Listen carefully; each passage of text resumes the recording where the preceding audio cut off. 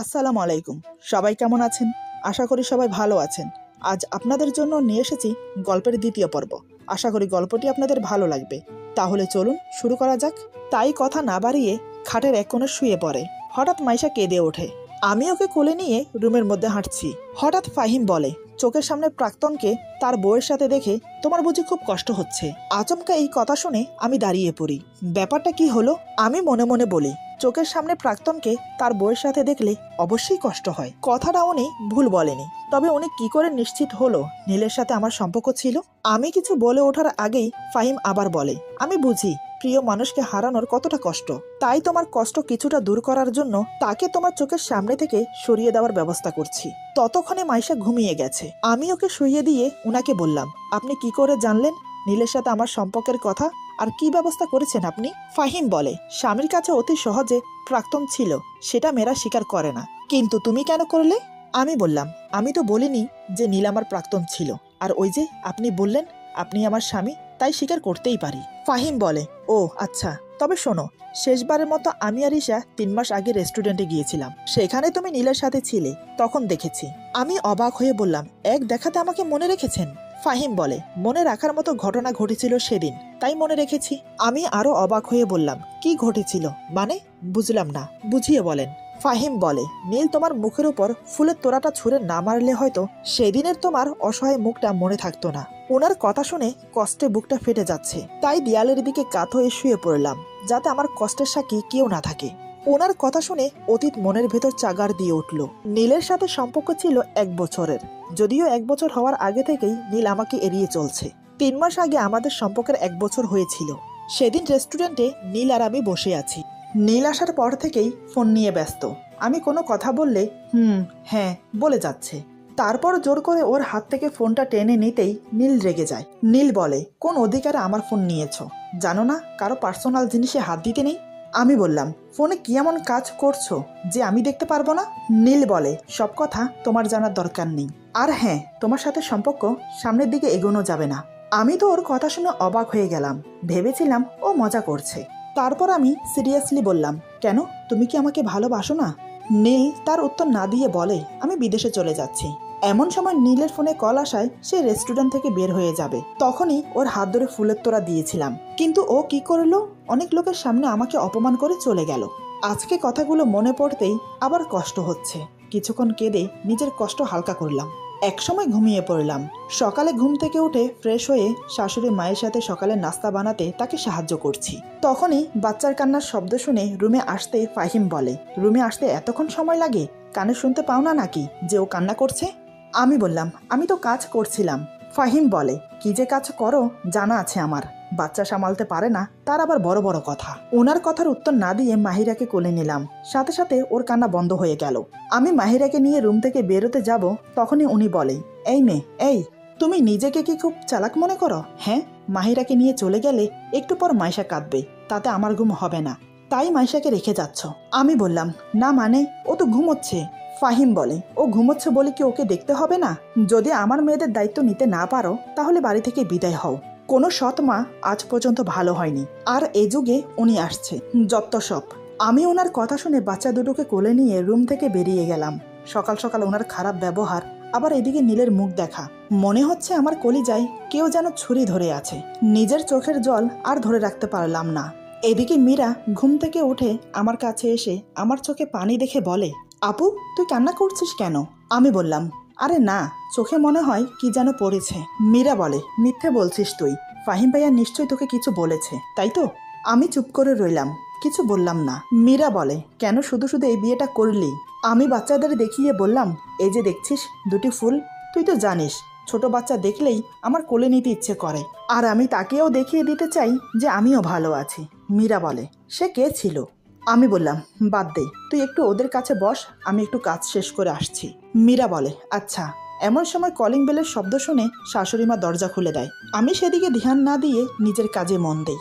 একসময় আমি কাজ শেষ করে ড্রয়িং রুমের দিকে আসতেই দেখি আমার বাবা মা, মীরার বাবা মা এবং নীলের মা বাবাও এসেছে। সবকিছুই ঠিক আছে, কিন্তু আমার মা বাবাকে দেখে তো আমার ভয় করছে, কারণ তারা নীলকে চেনে।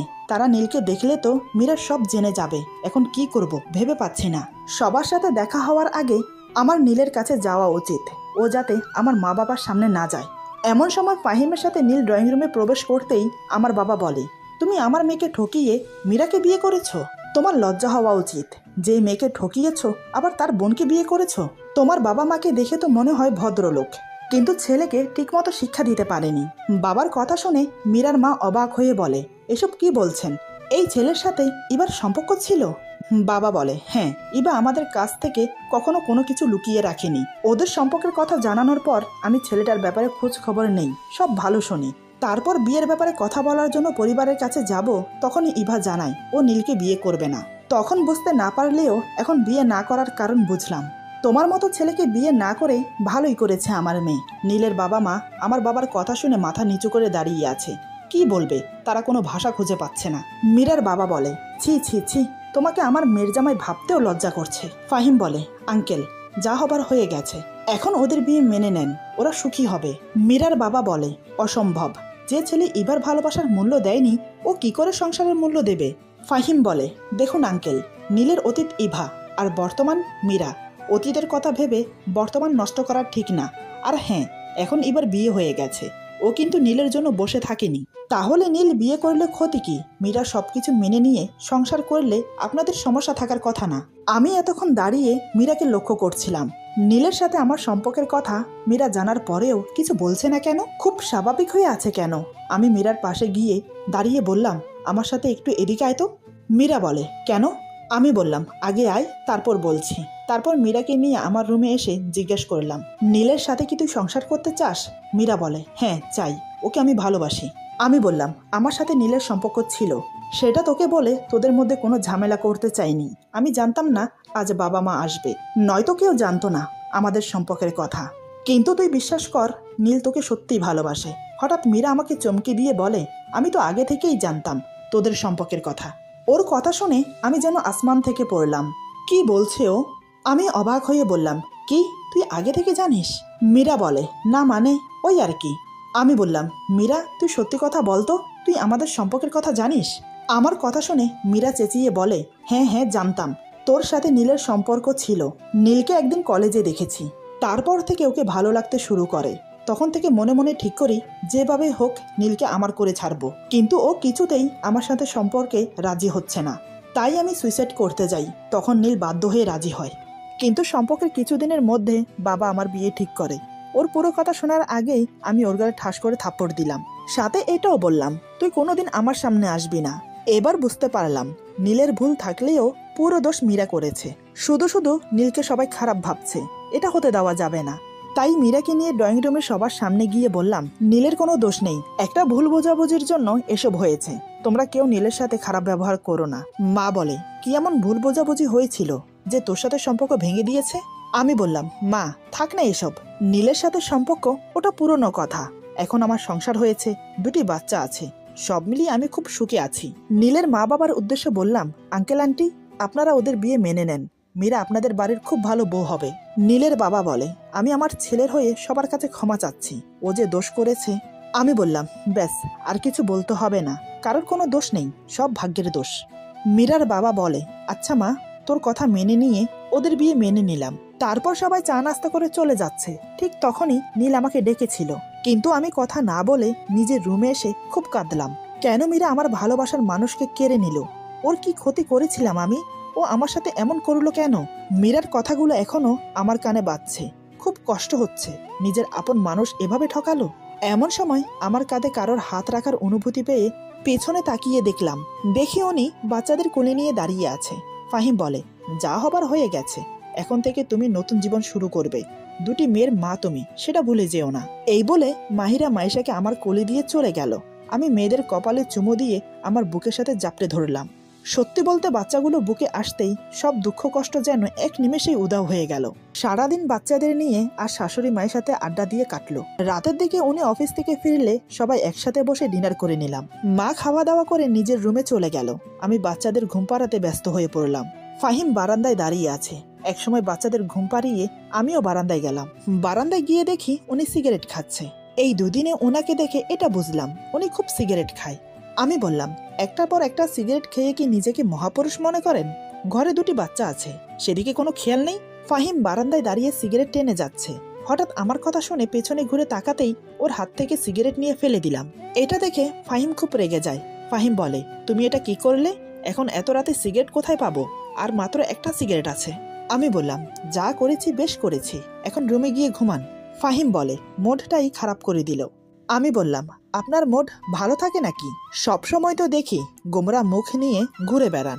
ফাহিম বলে, যতক্ষণ সিগারেটের ধোঁয়া উড়িয়ে ঈশাকে ভুলে থাকি ততক্ষণ আমার ভালো লাগে। আমি বললাম, আচ্ছা সত্যি কি ভুলে থাকা যায়? সারাদিন ভুলে থাকলেও দিন শেষে কিন্তু তাকে মনে পড়বেই, কিন্তু কেন এমন হয়? ফাহিম বলে, সব নিয়তির খেলা। আমি বললাম, বড় নিষ্ঠুর এই নিয়তি, আপন জনকেও চিনিয়ে দেয়। ফাহিম বলে, শোনো। আমি বললাম, বলেন। ফাহিম বলে, চিঠিটা পড়ো। আমি বললাম, মুখে বললেই তো পারেন, আবার চিঠি লেখার কি দরকার ছিল? ফাহিম বলে, বেশি কথা বলো না, এই বলে আমার হাতে চিঠিটা ধরিয়ে দেয়। আমি একটু অবাকই হলাম। তারপর বারান্দার লাইট অন করে চেয়ারে বসে চিঠিটা পড়া শুরু করলাম। ইভা, আমি জানি না কি করে বললে তুমি আমাকে ক্ষমা করবে, তবুও প্রথমে বলছি, আমাকে ক্ষমা করে দাও। আমি চেয়েছিলাম তোমাকে মীরার ব্যাপারে বলতে, কিন্তু অনেক দেরি হয়ে যায়। তোমাকে ভালোবাসি না, ভালো লাগা ছিল, সেটা মীরা আমাকে বারবার বুঝিয়েছে। তবে আমি তোমাকে ভালোবাসি, সেটা মীরাকে বিয়ে করার পর বুঝেছি, এবং মীরা তোমার খালাতো বোন সেটা বিয়ের পর জেনেছি। মীরা তোমার মতো করে আমাকে বুঝতে পারে না, তোমার মতো ও কোনোদিন ভালোবাসতে পারবে না। তুমি বিশ্বাস করো, আমি মীরাকে ইচ্ছে করে বিয়ে করিনি। সারা দিন রাত আমাকে কল করে আমাকে পাগল করে দিয়েছে। তোমাকে দেখে আমার খুব কষ্ট হয়, অনেক বেশি। 2 দিন তোমার বাসায় ছিলাম, আমার যে কতটা কষ্ট হয়েছে তা তোমাকে বলে বোঝাতে পারবো না। তোমাকে আর কিছু বলার ভাষা নেই আমার, শুধু বলবো তুমি আমার মতো বেমানের জন্য কষ্ট পেও না, নিজের সংসার নিয়ে ভালো থাকো। ইতি। চিঠিটা পড়তে পড়তে আমার চোখ থেকে টপ টপ করে পানি পড়ছে, চিৎকার করে কাঁদতে ইচ্ছে করছে। কেন আমার সাথে এমন হলো? কখনো কারোর ক্ষতি করিনি আমি, তাহলে আমার মনকে ক্ষত বিক্ষত করলো কেন? এমন সময় ফাহিম আরেকটা সিগারেট খাচ্ছে, হঠাৎ সেটা ছিনিয়ে নিয়ে মুখে দিলাম। সিগারেটে একটা টান দিতে না দিতেই কাশতে কাশতে আমার দম বন্ধ হয়ে আসলো। এটা দেখে ফাহিম আমার হাত থেকে সিগারেট কেড়ে নিয়ে বলে, ইভা, তুমি কি পাগল হলে? জানো না সিগারেট কতটা ক্ষতিকর? আমি কান্না করতে করতে বললাম, আপনিও তো খান, আপনার কিছু হয় না? ফাহিম বলে, আমি আর তুমি এক না। আমি বললাম, কিন্তু কষ্টগুলো তো কিছুটা এক। ফাহিম কি বুঝে আমার হাত ধরে রুমে এনে বাচ্চাদের দেখিয়ে বলে, আমাদের সব কষ্ট ভুলিয়ে দেবে, এই যে দেখছো এই 2টি ফুল। বাচ্চা দুটোর মুখের দিকে তাকাতেই আমি শান্ত হয়ে গেলাম। আমি বললাম, আরে আমি তো ভুলেই গিয়েছিলাম, আমি যে মা, সন্তানদের জন্য মায়েদের সব কষ্ট ভুলে থাকতে হয়। আমি আর কারোর জন্য কষ্ট পাবো না। চোখের পানি মুছে রান্নাঘরে চলে গেলাম। তারপর দুধ হালকা গরম করে ফিটারে ভরে রুমে আসতেই ফাহিম আমাকে দেখে হাসছে। এই 2 দিন এই বাড়িতে এসেছি, আজ এই প্রথম ওনার মুখে হাসি দেখলাম। হাসলে কি সুন্দর লাগে ওনাকে। আমি বললাম, আপনি হাসছেন কেন? ফাহিম বলে, ঘড়ি দেখেছো? রাত 2টো বাজে। এখন তুমি ওদের জন্য দুধ গরম করে এনেছো, কিন্তু ওরা তো ঘুমোচ্ছে। আমি বললাম, ওদের খিদে লেগেছে, মায়েরা জানে কখন সন্তানের খিদে পায়, বুঝেছেন? এতে হাসি পাওয়ার কিছু হয়নি। ফাহিম বলে, তাই বুঝি, দেখি তো ওদের খিদে লেগেছে নাকি। আমি কোনো কথা না বলে ওদের মুখে ফিটার ধরতেই ওরা দিব্যি দুধ খাচ্ছে। ফাহিম ভ্রু কুঁচকে তাকিয়ে আছে। আমি বললাম, দেখলেন তো, মায়েরা বুঝতে পারে কখন সন্তানের খিদে পায়। ফাহিম বলে, সাথে এটাও বুঝলাম যে তুমি অনেক ভালো। আমি বললাম, আপনি ঘুমান, সকালে অফিসে যেতে হবে। ফাহিম বলে, এই বলে সে ঘুমিয়ে পড়ে। বাচ্চাদের খাইয়ে দিয়ে আমিও ঘুমিয়ে পড়লাম। রাতে প্রচণ্ড গরম লেগেছে। সকালে ঘুম থেকে উঠে দেখি পুরো শরীর ঘামে চুপচুপ করছে আর খুব অস্বস্তি লাগছে। তাই সকাল সকাল গোসল করেছি। ড্রেসিং টেবিলের সামনে দাঁড়িয়ে শাড়ির কুচি ঠিক করছিলাম। তখনই ফাহিম ফ্রেশ হয়ে রুমে এসে আমাকে দেখে। আমাকে দেখা মাত্রই হঠাৎ আমার গালে ঠাস করে থাপ্পড় লাগিয়ে দেয়। আমি কিছু বুঝে ওঠার আগেই শাড়ির আঁচল ঘাট থেকে ফেলে দিয়ে আমাকে ধাক্কা মারলো। তখনও পুরোপুরি শাড়ি পরা হয়নি আমার, তাই ধাক্কা খাওয়ার সাথে সাথে শাড়িতে পা পেঁচিয়ে পড়ে গিয়ে কপালটা ঠুকে গেল খাটের পায়ার সাথে। ব্যথায় মুখ থেকে স্পষ্ট সুরে বেরিয়ে এলো, উফ। এদিকে কপালটা সাথে সাথে ফুলে গেল আর গালে 5 আঙ্গুলের দাগ বসে গেল। আমি কোনো রকম শাড়িটা শরীরের সাথে জড়িয়ে উঠে দাঁড়ালাম। ফাহিম বলে, আমার উপর স্বামীর অধিকার দেখাবে না এবং আমার রুমের কোনো কিছুতে আমার অনুমতি ছাড়া হাত দেবে না। সেটা নিশ্চয় বিয়ের প্রথম দিন বলে দিয়েছিলাম তোমাকে, তাহলে কোন সাহসে এই শাড়ি পরেছ? আমি ছলছল নয়নে ওনার দিকে তাকিয়ে বললাম, না মানে? ফাহিম বলে, না মানে কি? হ্যাঁ, তোমাকে বিয়ে করেছি শুধুমাত্র আমার মেয়েদের মায়ের স্নেহ ভালোবাসা দিয়ে বড় করতে, দামি শাড়ি পরে সেজেগুজে বসে থাকার জন্য না। আমি বললাম, আমার কথাটা শুনুন। ফাহিম বলে, তোমার কি কথা শুনবো? ঈশার সাথে আমার 5 বছরের সম্পর্ক ছিল, সেখানে তুমি এসে ওকে ভুলিয়ে দিতে পারবে না। আর কোনোদিন যেন না দেখি ঈশার শাড়ি বা গহনা পরতে। আমি বললাম, আমি জানতাম না এটা ঈশা আপুর শাড়ি। ফাহিম বলে, জানো না মানে কি? মিথ্যা বলার জায়গা পাও না? আলমারিতে আমার আর ঈশার জামা কাপড় ছাড়া আর কারো জামা কাপড় নেই। তাহলে? আমি বললাম, সত্যি বলছি, বিয়ের সময় যে কয়টা শাড়ি দিয়েছেন সেগুলো ওয়ার্ড্রবের ভেতরে রেখেছি, সেখান থেকে এই শাড়িটা নিয়েছি। আলমারি থেকে কোনো শাড়ি বের করে নিয়ে আমি ভেবেছিলাম এটাও হয়তো আপনি দিয়েছেন। বিয়ের পর বাবার বাড়িতে যাওয়া হয়নি, তাই আমার কোনো জিনিস নিয়ে আসতে পারিনি, নয়তো এই শাড়ি পরতে হতো না। ফাহিম বলে, মায়ের থেকে শাড়ি নিতে পারোনি? আমি বললাম, মা ঘুমাচ্ছিল আর বৃষ্টিতে আমার শাড়ি শুকায়নি। ফাহিম যত সব বলে অফিসে চলে যায়। উনি চলে যাওয়ার পর আমি ডুকরে কেঁদে উঠি।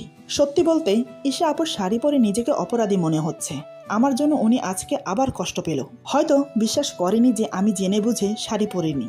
ভাগ্য এতটাই খারাপ যে মনে হচ্ছে কারোর ভালোবাসা পাবো না। নিজের কষ্ট নিজের মধ্যে রেখে মাকে কল দিলাম। কল রিসিভ হতেই আমি বললাম, হ্যালো মা। মা বলে, কি রে, কি হয়েছে তোর? আমি বললাম, কই কিছু না তো, তুমি কাউকে দিয়ে আজকেই এখনই আমার সব জিনিস পাঠিয়ে দাও। মা বলে, আচ্ছা দেব, কিন্তু তোর কি হয়েছে? কণ্ঠটা কেমন যেন লাগছে। আমি বললাম, মা কিছু হয়নি, বাসার সবাই ভালো আছে? মা বলে, হ্যাঁ আছে।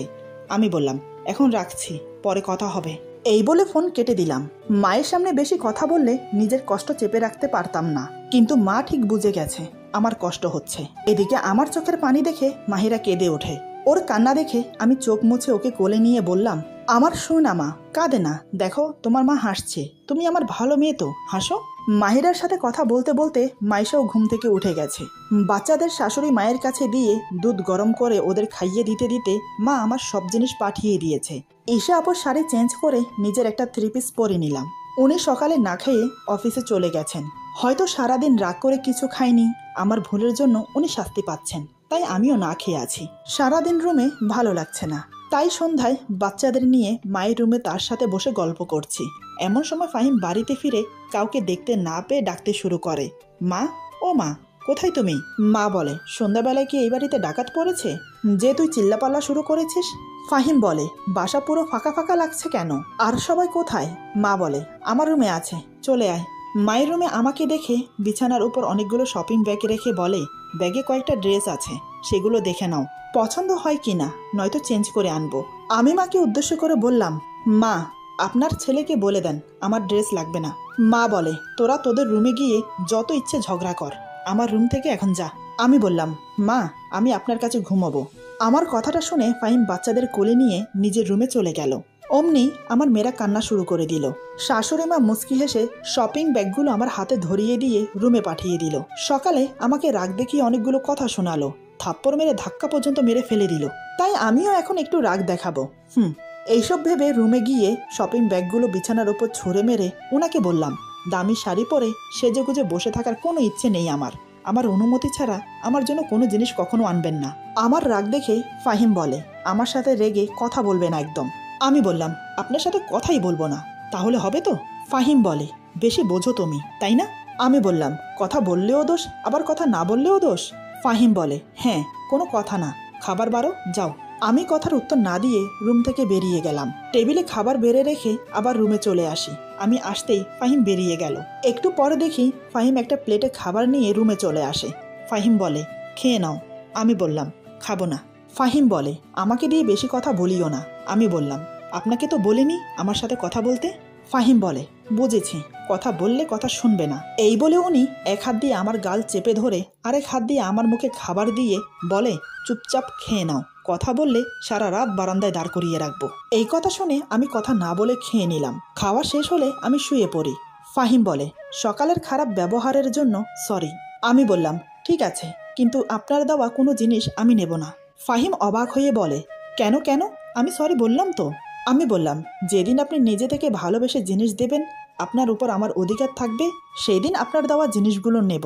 আমার কথা শুনে ফাহিম কিছু না বলে মুখ ঘুরিয়ে নিল। আমার কথাগুলো হয়তো কখনো সত্যি হবে না, তাই হয়তো কোনো উত্তর দিতে পারিনি। আমি আর কোনো কথা বাড়ালাম না, চুপচাপ ঘুমানোর চেষ্টা করলাম। একসময় ঘুমিয়ে পড়লাম। সকালে ঘুম থেকে উঠে ফ্রেশ হয়ে নিলাম, কিন্তু ওনাকে ডাকলাম না, কারণ আজ ওনার অফিসের ছুটি, তাই পড়ে পড়ে ঘুমোচ্ছে। আমি রান্নাঘরে গিয়ে সকালের নাস্তা বানিয়ে ফেললাম। নাস্তা টেবিলে সাজিয়ে মা আর ওকে ডাকলাম। তারপর সবাই মিলে একসাথে নাস্তা করলাম। দুপুর 12টার দিকে আমি বাচ্চাদের গোসল করিয়ে ছোট বাথটবের পানি ওয়াশরুমে ফেলতে যাব। হঠাৎ উনি কোত্থেকে আমার সামনে এসে পড়ে। আমি দেখতে না পেয়ে ওনার সাথে ধাক্কা খাই। যেহেতু বাথটবের পানি ফুল ছিল তাই আমি সামলাতে পারিনি, আমার হাত ফসকে পড়ে যায়। আমিও টাল সামালতে না পেরে পড়ে যেতে চাইলে উনি হাত ধরে ফেলে, কিন্তু শেষ রক্ষা হলো না। উনিও সেই পানিতে পা পিছলে আমাকে নিয়ে মেঝেতে পড়ে যায়। আসলে বাথটবে সাবান আর তেল মিশ্রিত পানি ছিল, যেটা মেঝেতে পড়ে পিচ্ছিল হয়ে গেছে। উনি আমাকে নিয়ে পড়ার সাথে সাথে আমরা একে অপরকে জড়িয়ে ধরি। ঠিক সেই মুহূর্তে ওনার ঠোঁট ছুঁয়ে যায় আমার ঠোঁটে। তখনই আমি শিহরিত হয়ে উঠি। আমার নিঃশ্বাস বড় বড় শ্বাসে পরিণত হয়েছে। পুরো শরীরে যেন আগুনের লাভা ছুটে বেড়াচ্ছে। উনি উঠতে গিয়ে আবার আমার উপর পড়ে যায়। ঠিক প্রথমবারের মতো ওনার ঠোঁট আবার আমার ঠোঁটে ছুঁয়ে যায়। আমি নিচে, উনি আমার উপরে, কিন্তু এমন কিছু হবে উনিও ভাবতে পারেননি। আমি নিজের মধ্যে না থাকলেও উনি ঠিক স্বাভাবিক ছিল। এবার উনি সাবধানে উঠে দাঁড়ালো, তারপর আমার দিকে হাত বাড়িয়ে দেয়। আমি না চাইতেও বাধ্য হলাম ওনার হাত ধরে উঠতে। লজ্জায় চোখে চোখ মেলাতে পারছিলাম না, কিন্তু ভয়ও করছিল যদি উনি ভুল বুঝে আমাকে বকা দেয় তাই। কিন্তু না, উনি আমার দিকে এক নজর তাকিয়ে চলে গেল ফ্রেশ হতে। আমি ভেবেছিলাম উনি আমাকে বকা দেবে। আসলে এখানে ওনার বা আমার কারোর দোষ ছিল না। যা হয়েছে এটা একটা অ্যাক্সিডেন্ট ছিল, তাই হয়তো উনি আমাকে কিছু বলেননি। উনি ফ্রেশ হয়ে বেরিয়ে রেডি হয়ে নামাজ পড়ার জন্য মসজিদে চলে গেল। আমিও ঘরে পড়ে যাওয়া পানি পরিষ্কার করে গোসল করে ফ্রেশ হয়ে নিলাম।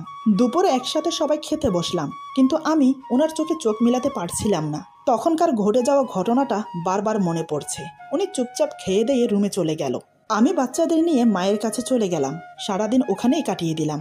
সন্ধ্যার দিকে কফি নিয়ে রুমে গিয়ে দেখি উনি খাটে হেলান দিয়ে বসে মোবাইল দেখছে। এই সময় উনি কফি খায়, এটা আমি জানতাম। আমি ওনার সামনে দাঁড়িয়ে কফিটা বাড়িয়ে দিতেই উনি কিছু না বলে নিয়ে নিল। কফিটা দিয়ে চলে আসবো, তখনই উনি বলে, এখানে বসো, কথা আছে। ওনার কথা শুনে বুকের ভেতরটা ধুক করে উঠল। না জানি কি বলার জন্য বসতে বলছে।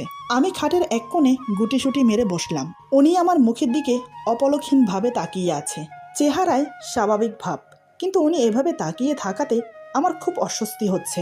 আচমকাই চেহারায় পরিবর্তন হয়ে গেল। চোখ মুখ লাল করে হঠাৎ আমাকে ধমক দিয়ে যা বলল তার জন্য আমি একটু প্রস্তুত ছিলাম না। ভাবতে পারিনি উনি এমন কিছু বলবে আমাকে।